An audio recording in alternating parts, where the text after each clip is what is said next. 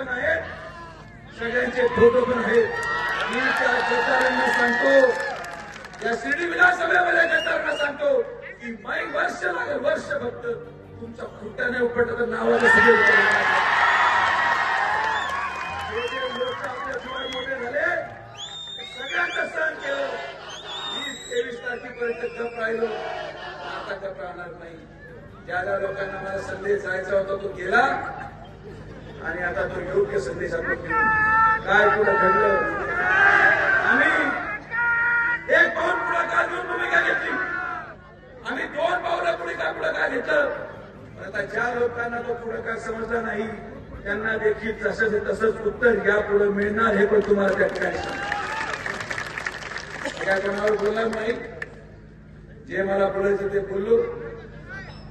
आज तुमच्या सगळ्यांच्या प्रार्थनेला यश मिळालं.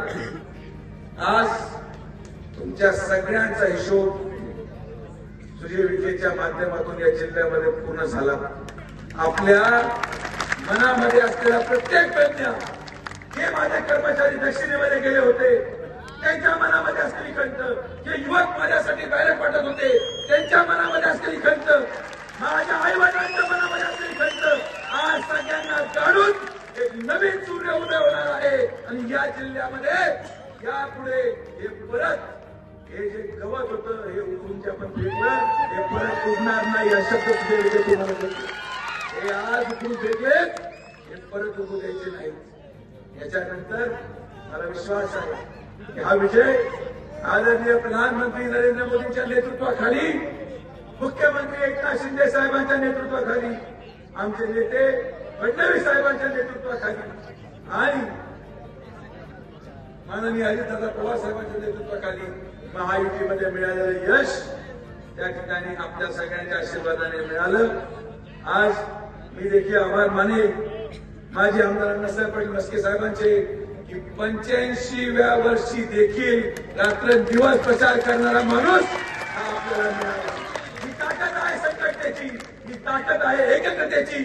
आणि जोपर्यंत आपण लोणी म्हणून एक आहोत, प्रवरा परिसर म्हणून एक आहोत, शिर्डी विधानसभा म्हणून एक आहोत, कोई माई का लाल हमारा बाल भी बाका नहीं कर सकता. ही ताकद त्या ताकदीच्या आधारावर आजचा मिळालेला विजय आपल्या सगळ्यांना समर्पित करतो की आपण हे सगळे तुमचे प्रयत्न होते, हे तुम्ही विश्वास ठेवला की किती जरी पराभव झाला तर आपण खचलो नाही.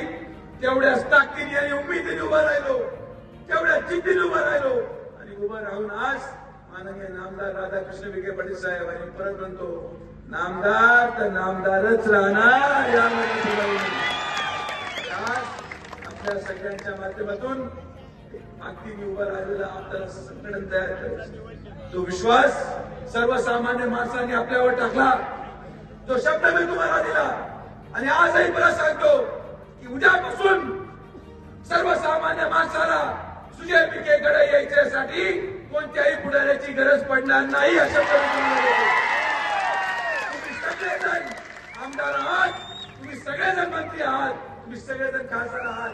यापुढे मतदारसंघामध्ये कोणीच पुढारी नाही, फक्त साहेब आणि तुम्ही. मध्यस्थी सगळ्या संपल्या, सगळ्यांचे दुकानं बंद, सर्वसामान्य माणसाचा उल्लेख झालाय. आणि म्हणून माझी त्यांना विनंती आहे, कोणीही यापुढे कोणत्याही गावात असो, लोणी असो किंवा सावळे बुद्रुक असो, कोणीही कोणाच्याही घरी गेल्यावर मी साहेबांनाही सांगतो की साहेब गाडीत आता कोणाला बसवायचं नाही, गाडीत आता कोणाला बसवायचं नाही. हे बसवणाऱ्यांनी आपला कार्यक्रम लावला होता. या ठिकाणी सर्वसामान्य